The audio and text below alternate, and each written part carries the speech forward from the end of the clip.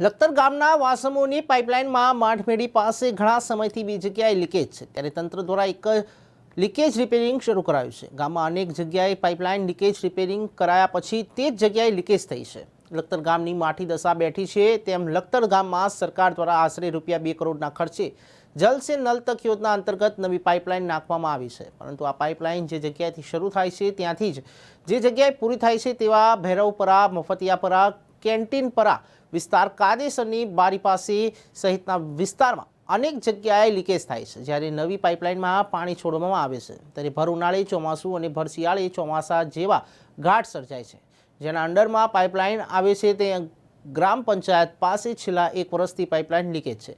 આ leakage repair કરાતું નથી અને સતત માટી નાખવામાં આવે છે, ત્યારે લખતર મેઇન બજારમાં આવેલ માઢમેડી પાસે બે જગ્યાએ લીકેજ છે, એમાંથી હાલ એક લીકેજનું રિપેરિંગ કામ શરૂ કરાયું છે। આ લીકેજ બંધ થશે કે કેમ તે એક પ્રશ્નાર્થ છે।